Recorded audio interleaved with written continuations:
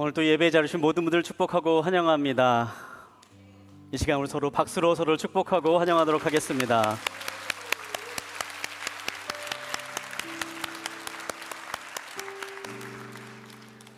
네, 이 시간에 제가 어떻게 시작해야 될지 한참 망설이다가 부처 핸섭을 해야 될 것 같은 그런 마음이었지만 우리 평소에 하던 대로 우리 함께 선포하며 또 말씀을 듣고 나아가도록 하겠습니다. 우리 가슴에 손을 얹고 한번 선포하도록 할까요? 하나님은 우리와 함께 하십니다. 하나님은 나를 사랑하십니다. 나는 하나님의 사랑받는 자녀입니다. 이 시간 우리 함께 가슴에 손을 얹고 함께 기도하도록 하겠습니다. 하나님, 이 시간에 하나님을 사랑하는 마음으로 이 자리 가운데 나아옵니다. 하나님, 이 마음 가운데 주님의 그 사랑을 부어주시고 하나님의 사랑을 가득 담고 돌아가는 시간 되게 하여 주시옵소서. 내가 하나님의 사랑받는 자녀임을 기억하게 하여 주시고 언제나 그 사랑 안에 머물며 거하는 복된 삶이 될 수 있도록 주님 함께 하여 주시옵소서. 살아계신 예수님의 이름으로 기도합니다. 아멘. 이 시간에 한 가지 광고를 하고 또 말씀을 듣도록 하겠습니다. 들어오실 때에 작은 이 초대장 받으셨을 줄 압니다. 저희가 오늘부터 3주 동안 저희 특별한 초대 공동체 스텝을 모집합니다. 오늘이 그 첫 번째 주일이고요. 앞으로 2주 동안 저희가 이 시간을 통해서 또 열린 예배 스텝을 함께 모집하게 되는데요.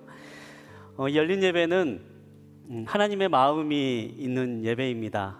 한 영혼을 향한 하나님의 마음이 있는 곳이고 우리를 향한 하나님의 사랑이 드러나는 예배입니다. 이 예배는 하나님을 찾는 모두에게 열려있는 그러한 예배입니다.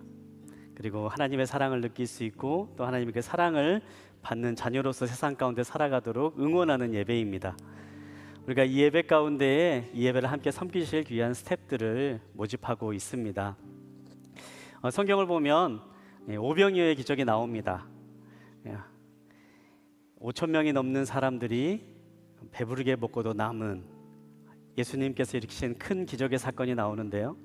그 기적의 사건은 한 아이가 자신이 가지고 있던 작은 도시락을 예수님께 내어드렸을 때 예수님께서 그것을 받으시고 일으키신 놀라운 기적이었습니다. 이 시간에 이 자리 가운데 앉으신 여러분 가운데에 작은 것이지만 이 예배를 위해서 함께 섬기길 원하시는 분이 계시다면 기도하시면서 함께 스텝 모집에 참여해 주시기 바랍니다. 오늘 안 하셔도 되고요. 기도하셨다가 다음 주에 하셔도 되고 또 그 다음 주에 하셔도 됩니다. 기도하시는 마음으로 또 주시는 마음이 있다면 함께 참여하실 수 있으면 좋겠습니다. 오늘 우리가 함께 나눌 말씀의 제목은 혼란 속에 어찌할 바를 모를 때라는 제목을 가지고 함께 말씀을 나눕니다. 지난 7주 동안 우리는 하나님이 필요한 순간이라는 제목을 가지고 함께 말씀을 나눴는데요. 오늘은 그 하나님이 필요한 순간이라는 그 주제의 마지막 시간입니다.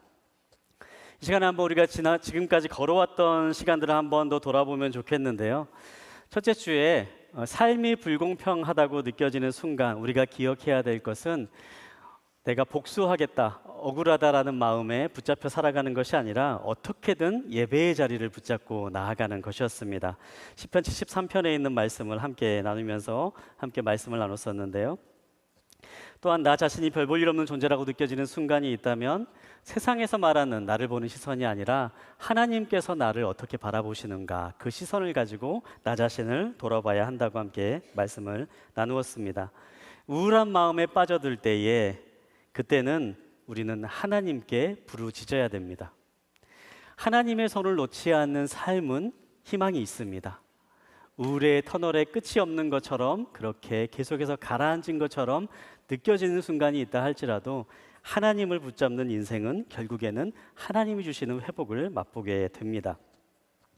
두려움과 불안 속에 빠져 있을 때는 우리가 하나님이 피난처이심을 기억해야 합니다. 그분이 우리를 보호하시고 그분이 우리의 산성이 되어 주십니다. 엄청난 잘못을 저지른 순간 하나님은 우리의 그 모든 잘못을 씻기실 수 있는 유일한 분임을 우리가 기억하기를 원합니다.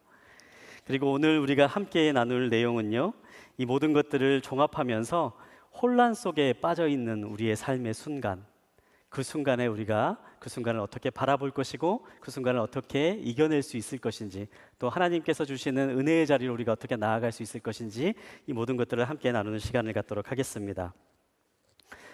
우리는 살아가다 보면 이 불안함에, 혼란함에 빠지는 그러한 순간들을 누구나 마주하게 됩니다. 무엇인가 중요한 결정을 내려야 되는 순간이 다가왔을 때 설득 결정을 내릴 수 없는 순간들이 찾아오는 거죠. 또한 오래도록 무언가를 계획하는 일이 있었는데 갑자기 그 계획이 틀어져서 이젠 내가 뭘 해야 될지 모르겠다, 그렇게 갈팡질팡하는 그러한 순간이 닥치기도 합니다. 또 가끔은 나한테 주어지는 일들이 너무나도 쏟아질 듯이 이렇게 몰려와서 내가 정말 뭘 해야 될지 모르겠다, 그렇게 혼란 속에서 그냥 그 자리에 주저앉아 버리고 싶은 그러한 순간들이 우리들의 삶 가운데 종종 닥쳐오곤 합니다. 이런 우리의 일상 가운데 일어나는 그런 혼란스러운 순간들도 분명히 존재하는데요. 여기에 더 나아가서 영적인 혼란이 우리의 삶 가운데 닥치는 순간들도 분명히 있습니다. 너무나도 사랑했던 사람, 소중했던 사람을 불의의 사고로 잃게 되었다면, 그리고 이 세상을 살아가면서 이건 정말 일어나서는 안 되는 일인데, 끔찍한 일들이 일어나고 이해할 수 없는 일들이 세상 가운데 일어나는 모습들을 발견하면서 과연 하나님이 살아계시다면, 그리고 하나님이 선한 분이라면 어떻게 이러한 일들이 우리의 삶 가운데 일어나도록 내버려 두실까? 그러한 질문이 생기게 되고 우리의 영적으로도 혼란을 겪게 되는 그러한 순간들이 우리의 삶 가운데 생겨나곤 합니다. 이런 혼란이 일어나는 순간, 아무것도 할 수 없고 무엇을 해야 될지도 모르는 바로 그 순간에 우리가 기억해야 될 것은 무엇일까요? 많은 상담학자나 코칭을 공부하신 분들이 공통적으로 이야기하는 것 중에 하나는요, 바로 그렇게 혼란스러운 순간에 우리의 삶을 돌아봐야 된다고 이야기를 합니다. 우리의 삶을 돌아보며 우리의 삶에서 내가 쫓고 있는 것이 무엇인지, 내가 원하는 것이 무엇인지, 그리고 내가 무엇을 진정으로 해야 될 것인지를 다시 한번 돌아볼 수 있는 깊은 성찰의 기회를 삼아야 된다라고 이야기를 하죠. 그래서 혼란의 시간을 오히려 이 코칭을 공부하시는 분이나 상담을 공부하시는 분들은요, 내가 더 한 단계 업그레이드 될 수 있는 시간이다라고 그렇게 이야기합니다. 지금까지 살아왔던 삶의 방식이 아닌 이제는 새로운 삶의 방식을 고민해야 될 시간, 지금까지 내가 나를 보았던 나의 삶이 아닌 새로운 나의 삶으로 바꿔야 될 시간, 사람들과의 관계가 바뀌어야 될 시간, 그리고 하나님과의 영적인 관계 역시도 바꿔야 될 시간, 바로 그러한 시간에 우리가 혼란이라고 하는 감정을, 혼란이라고 하는 상태를 경험하게 된다라는 것이죠. 사랑하는 여러분, 우리가 이 혼란한 순간에 대해서 함께 묵상하고 말씀을 나눌 때에 우리들의 삶 가운데에 온전한 길이 되시는 하나님의 은혜가 함께 하시기를 간절히 소망합니다. 우리의 소망이 새로운 한 단계 높은 삶의 단계로 업그레이드 되는 그러한 시간이 이 시간에 저와 여러분과 함께 하시기를 간절히 소망합니다. 오늘 말씀을 묵상하면서 시편 90편에 있는 말씀을 함께 묵상하고자 합니다. 특별히 이 시편 90편에 있는 말씀을 함께 묵상하길 원하는 것은요, 이 시편 90편이야말로 우리들의 삶에 있어서 가장 도움이 될 수 있는 그러한 지혜로운 가르침을 담고 있는 시편이기 때문입니다. 만약에 여러분에게요, 이 성경에 나와 있는 어떤 한 인물을 여러분의 멘토로 정할 수 있다면 여러분은 누구를 선택하시겠습니까? 예수님이라고 하면 끝나는 거죠. 네, 예수님을 멘토로 선택한다면 그냥 이야기는 끝이 납니다. 그렇다면 예수님을 제외한 다른 어떤 누군가를 멘토로 우리가 정한다고 한다면 우리는 과연 어떤 사람을 선택할 수 있을까? 저는 깊이 생각을 해보다가요, 이 모세라고 하는 사람이 어쩌면 우리에게 정말 좋은 멘토가 될 수도 있겠다, 그런 생각을 해보았습니다. 오늘 함께 본 시편 90편이 바로 그 모세가 기록한 시편에 있는 말씀인데요, 이 모세라고 하는 사람은 하나님과 오래도록 직접 대면한 사람이었다라고 그렇게 기록되어 있습니다. 십계명이라고 하는 계명을 하나님으로부터 받을 때에 이 모세는 하나님과 직접 대면하면서 오래도록 함께 머물러 있었습니다. 게다가 하나님께서는 이 모세를 나의 친구라고 일컬을 정도로 굉장히 하나님과 친밀한 사람이었지요. 그런데다가 성경은 이 모세를 이 세상에 있는 가장 사람 가운데서 온유한 사람이었다라고 우리에게 그렇게 전해줍니다. 하나님에 대해서 굉장히 잘 알고 그러면서 성격까지 온유한 사람, 그런 사람으로부터 삶의 지혜를 배우고 싶지 않으십니까? 사실 모세의 삶을 보면요, 이 멘토로 삼기에 전혀 부족함이 없는 그러한 삶을 살아옵니다. 그의 인생의 3분의 1인 40년 동안 살아오면서 그는 이집트의 왕자로서 삶을 살아가게 되죠. 그리고 당시에 가장 최고의 학문을 배우고 최고의 지혜라고 하는 것들을 엘리트 교육을 통해서 배우고 습득하고 살았습니다. 그 인생의 두 번째 3분의 1의 지점, 40세부터 80세가 되는 시절에는요, 그랬던 모세가 어느 순간 갑자기 나락으로 떨어지게 됩니다. 광야에서 양을 치면서 험난한 생활을 살아가면서 그곳에서 인생이 무엇인지, 삶이 무엇인지, 나를 향한 하나님의 뜻은 무엇인지를 깊이 있게 묵상하고 고찰하게 되죠. 고난은 사람을 연단시킵니다. 모세는 화려함만 살았던 사람이 아니라 고난의 시기를 또한 거쳤던 그러한 사람이었습니다. 그의 인생의 마지막 3분의 1은 어땠습니까? 하나님께서 모세를 부르십니다. 그리고 200만 명 정도 되는 엄청난 사람, 이스라엘 사람들의 지도자로 그를 세웁니다. 하나님의 손에 의해서 모세가 놀라운 영적인 능력들을 발휘하고요, 많은 기적들을 행하고 200명이나 되는 이 많은 이스라엘 사람들을 이끄는 지도자로서, 돌보는 사람으로서의 여생을 살아갑니다. 이렇게 화려하면서도 다이내믹한 많은 경험을 했던, 많은 사람을 지도했던 그러한 모세는 어쩌면 우리에게 멘토로서 우리의 삶에 살아가는 데 있어서 굉장히 소중한 지혜를 주는 사람으로서 단 한 명의 사람으로 그렇게 생각할 수 있지 않을까 생각합니다. 오늘 우리가 함께 본 이 시편 90편에 있는 말씀을 통해서 그 모세가 우리에게 전해주는 삶의 지혜를 함께 나누기를 원하는데요. 특별히 12절까지에 있는 말씀은 가르침의 시편, 지혜를 주는 시편이라고 그렇게 우리가 분류하고 있습니다. 모세가 알려주는 인생의 지혜, 가장 처음은 어떻게 시작하고 있을까요? 우리 1절과 2절에 있는 말씀을 우리 함께 읽어보도록 하겠습니다. 90장 1절과 2절에 있는 말씀 한 목소리로 함께 읽겠습니다. 주여, 주께서는 온 세대에 걸쳐 우리의 거처가 되셨습니다. 산들이 나타나기도 전에, 주께서 땅과 세상을 만드시기도 전에, 영원부터 영원까지 주께서는 하나님이십니다. 아멘. 인생의 지혜를 전하고 있는 이 12절까지에 있는 말씀 가운데 가장 첫 번째로 모세가 이야기하고 있는 것은요, 바로 하나님이 어떤 분인가라는 것을 분명하게 드러내고 있습니다. 모세는 이 세상을 살아가고 있는 모든 사람들에게, 복잡한 삶을 살아가고 있고 삶에 많은 문제를 겪고 있는 사람들에게 가장 먼저 해야 될 것은 그 모든 것들을 잠시 내려놓고 하나님이 어떤 분인지를 우리가 바로 볼 수 있어야 된다고 그렇게 이야기해주고 있는 것입니다. 하나님에 대한 지식이 바로 있지 않으면요, 우리가 하나님을 믿는다라고 하고 하나님을 안다라고 하면서도 이 하나님이 어떤 분인지, 하나님에 대한 고백과 하나님에 대한 믿음이 무엇인가 막연한 채로 그대로 남아있다고 한다면요, 우리는 이 세상을 살아가면서 세상에 주는 많은 가치관들에, 세상에서 얘기하는 많은 혼란과 혼돈에 어느 순간 물들어 버리고 휩쓸려 버리고 말게 됩니다. 우리의 인생을 살아가는 가장 첫 번째로는요, 하나님을 아는 것입니다. 제가 말씀을 준비하면서 한 강연을 듣게 되었습니다. 미국에 있는 핵 잠수함의 함장이 강연한 내용 들은 적이 있는데요. 근데 이제 우리가 핵 잠수함이라고 하면은 아시는 분은 아시겠지만요, 핵 잠수함의 가장 무서운 점은 어떠한 점입니까?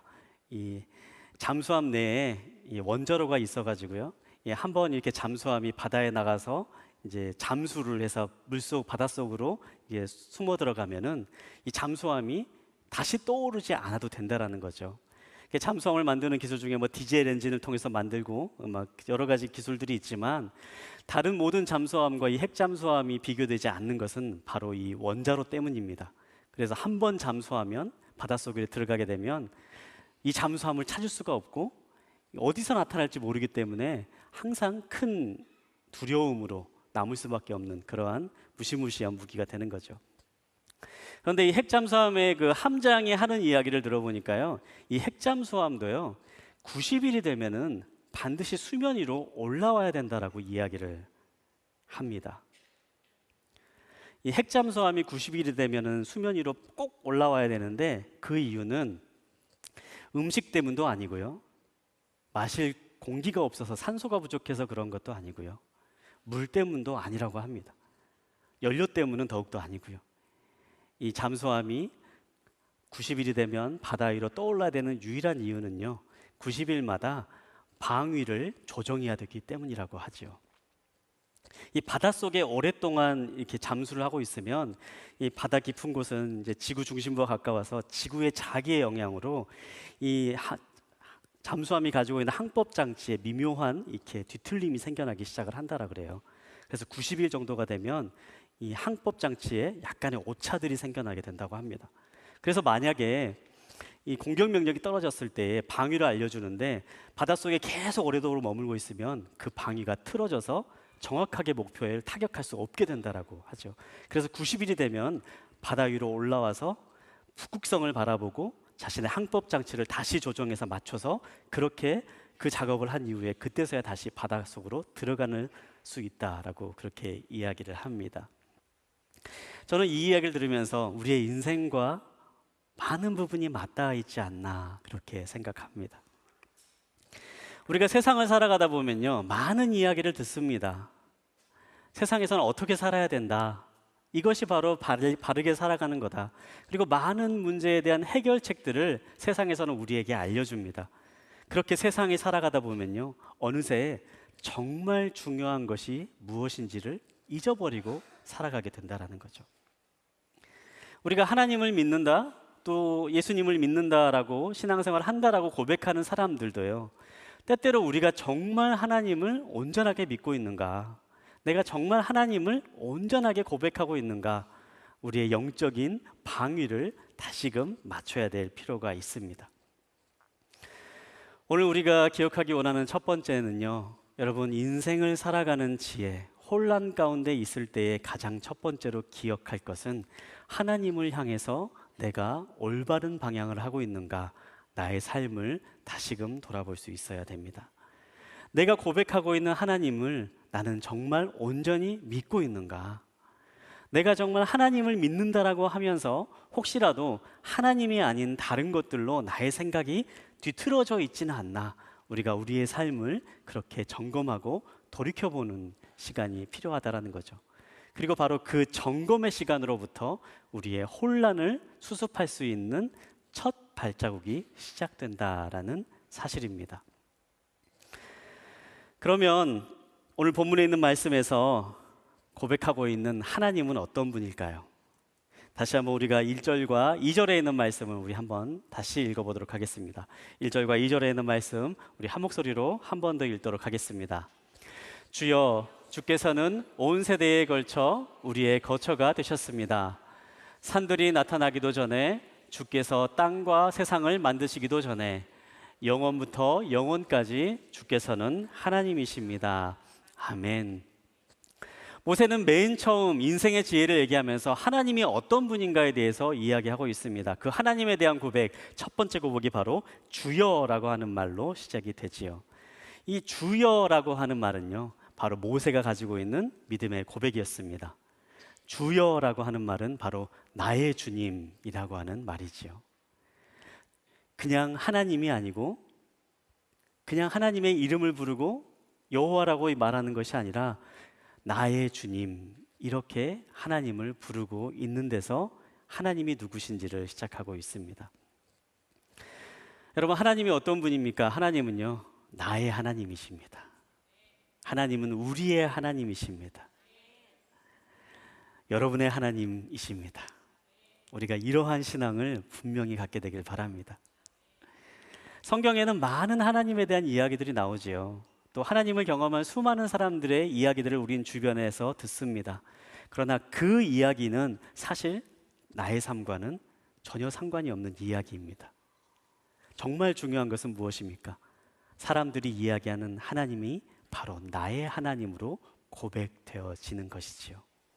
사람들이 이야기하고 전하는 하나님이 나의 하나님으로 기억되는 것, 나의 하나님으로 받아들여지는 것, 그것이 매우 중요한 고백인 것입니다.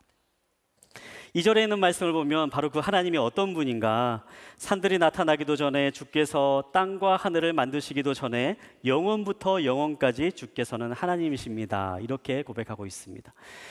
모세는 하나님에 대해서 이야기하고 있습니다. 하나님은 온 세상을 창조하시는 분이십니다. 온 세상의 주인이시고 세상의 모든 것을 하실 수 있는 분이시고 전능하신 하나님이시고 전지하신 하나님이십니다.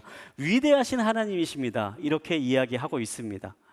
하나님에 대해서 분명하게 선언하면서 바로 그분이 나의 하나님이십니다.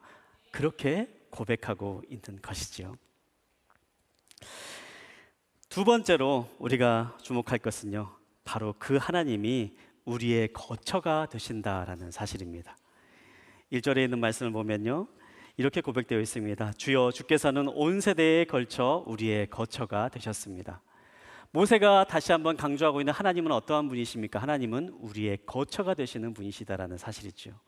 거처는 우리가 머물 곳입니다. 우리의 집입니다. 우리가 평안을 누리는 곳이고요, 집을 통해서 우리가 보호를 받습니다. 그곳에서 우리가 안전하고요, 그곳에서 우리가 할 수 있는 것을 할 수 있게 되고요, 그곳에서 우리가 먹을 것을 공급받고요, 쉼을 공급받습니다. 가장 안락한 곳이 바로 거처이지요.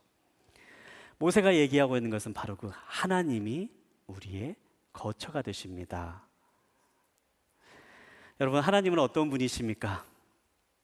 하나님은 좋은 분이십니다. 하나님은 우리의 필요를 채워주시는 분이십니다. 우리를 보호해 주시는 분이십니다. 우리가 쉴 수 있게 해주시는 분이십니다. 우리가 그곳에서 평안한 안식을 누릴 수 있게 해주시는 분이십니다. 그리고 그 하나님이 바로 나의 하나님이다. 그렇게 모세가 고백하고 있는 것입니다. 사랑하는 여러분, 바로 그 하나님이 이 자리에 계신 모든 분들의 하나님이 되시는 줄 믿습니다. 그 하나님은 전지전능한 하나님이시고 그 하나님은 바로 여러분의 하나님이 되십니다.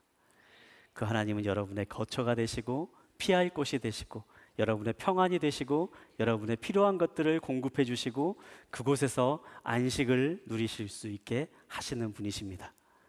바로 그 하나님을 누리고 그 하나님을 붙잡고 살아나가는 저와 여러분 되시기를 주님의 이름으로 축복합니다. 그렇다면 그 하나님을 붙잡고 살아가는 삶이 어떠한 삶일까? 저는 이 말씀을 묵상하면서요, 예전에 제가 중고등부 사역을 했을 때 만났던 한 친구가 생각이 났습니다. 이 재수를 하던 친구인데요, 이제 재수하던 친구가 갑자기 저한테 진로 상담을 하고 싶다고 저를 이렇게 찾아왔어요.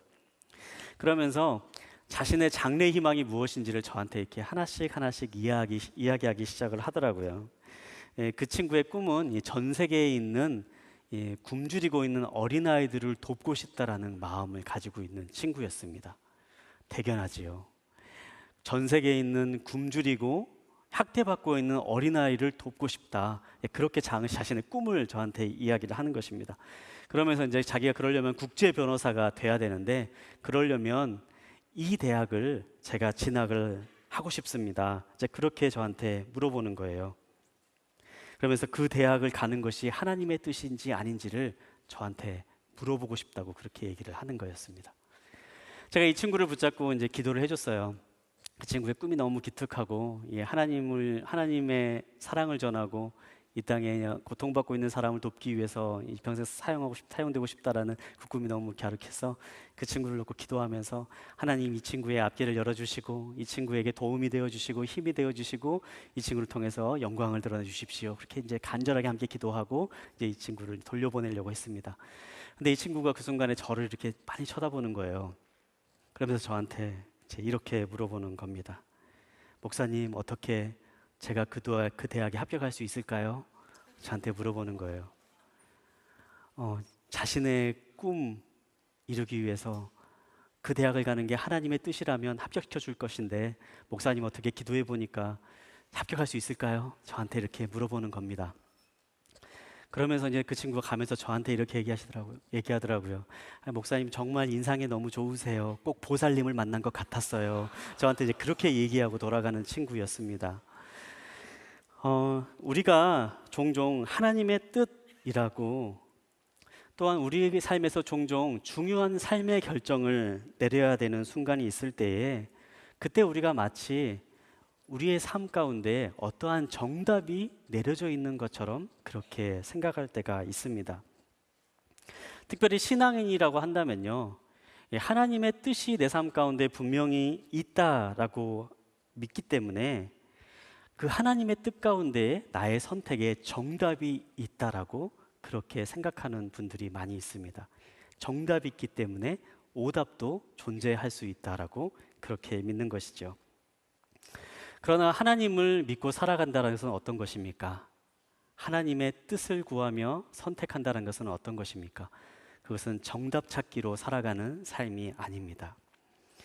흔히 우리가 하나님의 뜻을 구하며 하나님의 뜻을 이루는 삶을 살아가는 것을요, 산에 올라가는 것으로 그렇게 비교를 합니다.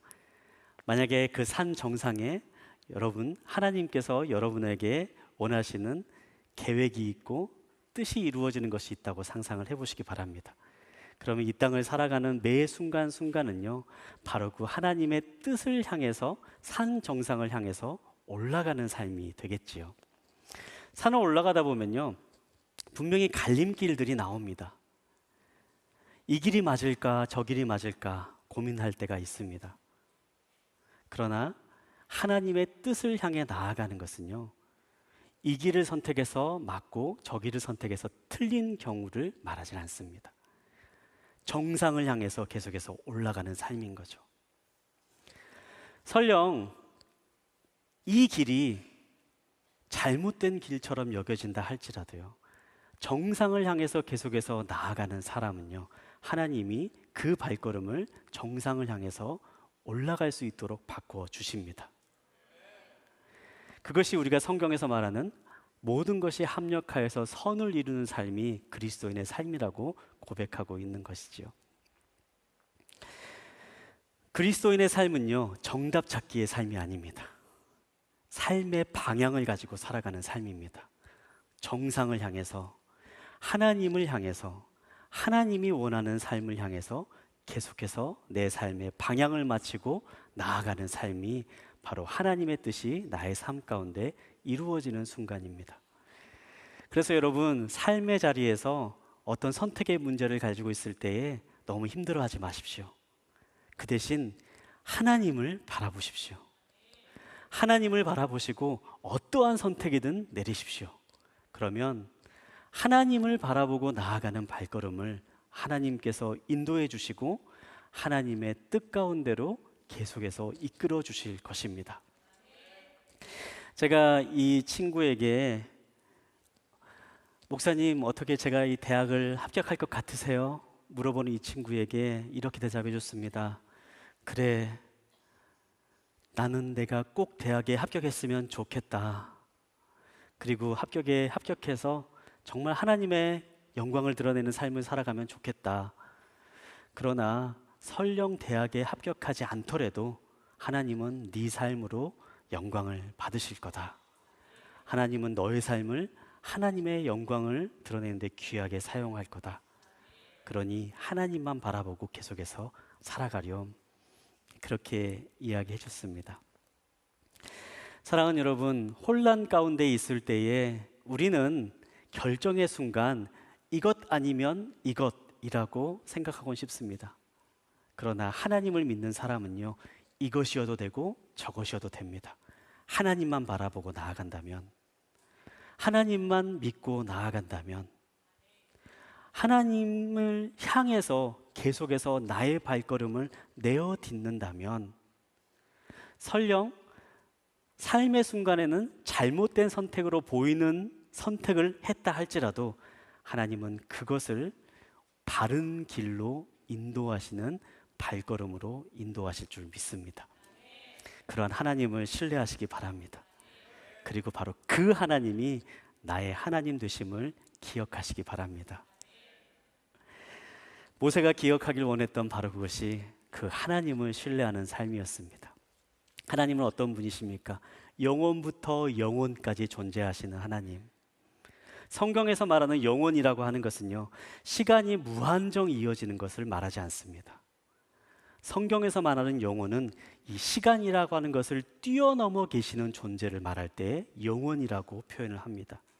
하나님은 어떤 분이십니까? 시간을 뛰어넘어 계시는 분이시고, 우리의 모든 것을 뛰어넘어 계시는 분이시고, 우리의 모든 것을 아시는 분이시기에 그 하나님이 우리를 사랑하시고, 그 하나님이 자신을 의지하고 신뢰하는 사람의 삶을 인도하시고, 그 하나님이 바로 나의 하나님이 된다라는 믿음을 가지고 매 순간순간 믿음의 발걸음을 내디디며 살아 나아가라.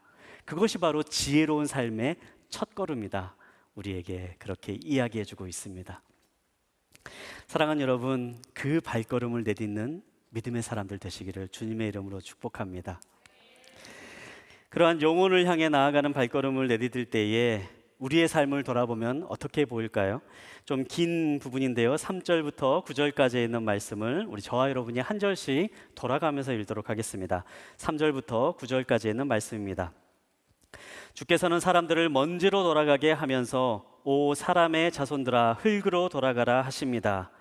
주께서 보시기에 천년은 금방 지나간 하루 같고 밤 한때 같습니다. 주께서 그것들을 홍수처럼 휩쓸어 가시니 그것은 잠 한숨 자고 일어난 것 같고 아침에 돋는 풀 한 폭이 같습니다. 아침에 싹이 돋았다가 저녁이 되면 이내에 마르고 시들지 않습니까? 우리가 주의 진노 때문에 쓰러지고 주의 격분으로 인해 고난을 받습니다. 주께서 우리 죄악을 주 앞에 들추시고 우리의 은밀한 죄들을 주의 얼굴빛 가운데 낱낱이 드러내셨습니다. 9절 함께 보겠습니다. 우리의 모든 나날들이 주의 진노 아래 지나가고 우리가 살아온 세월은 회자되는 이야기거리가 됩니다. 아멘. 그렇게 영원하신 하나님 앞에 우리의 인생을 돌아보았을 때에 모세가 우리의 삶에 대해서 고백하는 내용들이 3절부터 9절까지 해서 이어져 나아가고 있습니다. 첫 번째로 모세가 이야기하는 것은 무엇입니까? 우리의 삶은 짧다라는 거죠. 그리고 두 번째로 모세가 이야기하는 것은 우리의 죄악은 무겁다라는 것입니다. 모세가 살아가던 시대를 얘기를 다시 한번 해보면 좋겠습니다. 모세가 살아가던 시대는요, 200만 명이나 되는 사람, 이스라엘 사람들을 지도했던 시대입니다. 200만 명 정도 되는 사람을 이끌고 이집트를 나와서 하나님이 약속하신 땅 가나안을 향해서 40여 년의 광야 생활을 모세가 하게 됩니다. 하나님께서 이 말씀하시기를요, 모세가 이끌고 있는 이집트에서 나온 그 세대들은 모두 다 광야에서 죽고 광야에 들어갈 사람은 새로운 세대가 광야에 들어갈 것이다 라고 그렇게 약속하십니다. 그러니까 이 말씀을 비추어서 한번 생각을 해보면요, 처음 모세가 함께 이집트에서 데리고 나왔던 200만 명이나 되는 사람은요, 이 40년이라고 하는 광야 기간 동안에 거의 대부분 모두가 다 죽었다라는 말과 같습니다.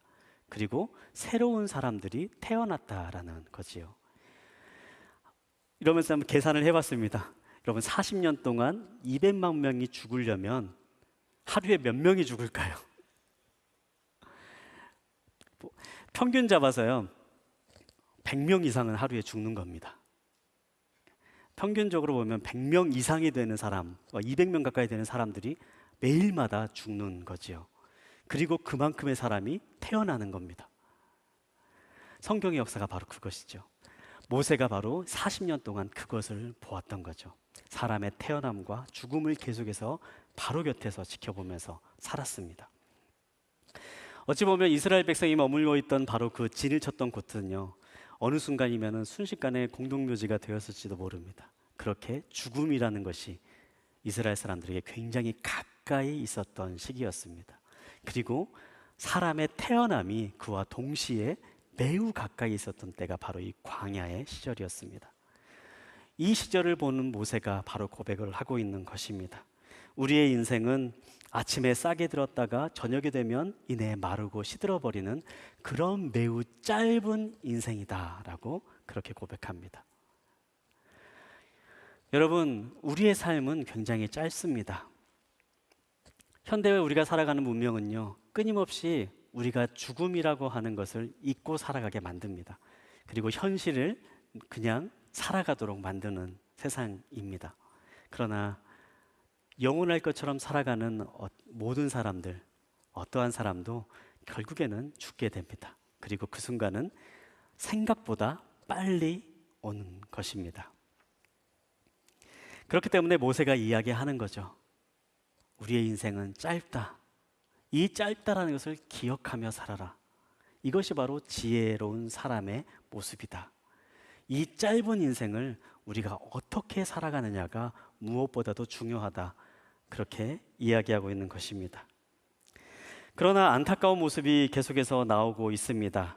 이어지는 7절부터 8절까지 있는 말씀은 그렇게 안타깝도록 짧은 인생을 살아가고 있는 우리의 인생이지만 그 인생을 죄악으로 물들면서 살아가고 있음을 이야기하고 있는 것이지요. 진노가 무섭고 죄악이 무서움에도 불구하고 계속해서 그 짧은 인생을 죄악을 저지르며 잘못을 저지르며 그렇게 살아가는 삶의 모습을 모세가 이야기하고 있습니다. 지혜로운 삶은 어떤 것입니까? 우리의 삶이 짧은 것을 인식하고 이 순간 죄가 아닌 선함을 쌓으며 살아가는 거지요. 이 시간을 참된 의미를 쫓으며 살아가는 인생입니다. 헛된 것을 쫓지 아니하고 악한 것을 쫓지 아니하고 정말 선하고 아름다운 것으로 우리의 삶을 채우며 살아가는 것, 그것이 바로 참된 지혜의 삶인 것입니다. 이것을 이야기하고 있는 모세는 10절과 12절에 있는 말씀에서 이렇게 이야기하고 있습니다. 10절과 12절에 있는 말씀을 제가 읽어드리겠습니다. 우리의 일생이 70이고 혹시 힘이 남아 더 살아봤자 80인데 그저 고통과 슬픔의 연속이며 그것도 금세 지나가니 우리가 멀리 날아가 버리는 것 같습니다. 그러니 우리가 인생을 바로 셀 수 있도록 가르치소서. 그래야 우리가 마음의 지혜를 담게 될 것입니다. 아멘. 우리의 남아있는 삶을 기억하며 우리의 짧은 인생을 기억하며 이 짧은 인생을 헛된 것을 쫓지 아니하고 죄악된 것을 쫓지 아니하고 하나님이 원하시고 하나님이 바라시는 선하고 아름다운 참된 의미 있는 것을 쌓으며 날아가는 삶, 바로 그것이 지혜로운 삶이다라고 모세가 이야기하고 있는 것입니다. 앞서서 저는 하나님을 향한 발걸음은, 하나님으로 우리의 삶의 방향이 맞춰진 발걸음은 어떠한 선택을 해도 하나님께서 우리의 삶을 하나님을 향하도록 바꾸어 주신다라고 말씀드렸습니다. 죄악된 길이 아닌, 악한 길이 아닌, 죄악을 떠나 악한 길을 떠나 하나님을 향한 마음을 가지고 우리의 삶의 자리에서 내 인생이 매우 짧다라는 것을 항상 기억하며 진정 가치 있는 길을 선택하며 나아갈 때에 하나님은 우리의 삶을 온전한 하나님의 사람의 삶으로, 하나님의 뜻이 온전히 이루어지는 삶의 모습으로 우리를 만들어 가실 것입니다. 저는 목회자가 되면서 참 감사한 것 가운데 하나가요, 많은 분들의 장례식을 참여하게 된다는 것입니다. 많은 분들의 장례식을 참여하고 또 많은 분들이 소천하시는 이야기를 듣게 됩니다. 그렇게 참여한 분들 가운데, 장례식에 함께한 분들 가운데는 예수님을 믿지 않는 분들의 장례식에도 종종 참여합니다. 장례식을 가보신 분들, 장례식에 참여하신 분들은 장례식을 다녀오면 어떠한 마음이 드십니까? 제가 장례식장을 방문할 때마다 느껴지는 것은요, 정말 우리가 살아가면서 어떠한 것이 소중한 것인지를 다시 한번 생각해 보게 된다는 사실이지요. 우리가 장례식장을 생각하지 않고 우리의 그냥 일생을 살아가며 지금 살아가는 것이 영원히 이어질 거라고 생각하며 살아가면요, 사람들은 많은 것들을 쫓은 삶을 살아갑니다. 그러나 마지막을 기억하며 우리의 삶을 돌아보면요, 정말 소중한 것이 무엇인지를 다시 한번 발견할 수가 있습니다. 사랑하는 여러분, 지금 이 순간 우리가 우리의 삶의 목표와 삶의 가치를 다시 한번 돌아볼 수 있게 되길 바랍니다. 많은 상담학자들은요, 혼란의 순간 우리가 그 혼란을 극복할 수 있는 비결로요, 두 가지를 이야기합니다. 기본으로 돌아가라, 삶을 단순하게 해라. 여러분의 삶 가운데 혼란이 있으십니까? 기본으로 돌아가십시오. 하나님이 어떤 분이신지를 다시 한번 기억하십시오. 그리고 삶을 단순하게 하십시오. 죄악된 것들부터 하나씩 하나씩 제하기 시작하십시오.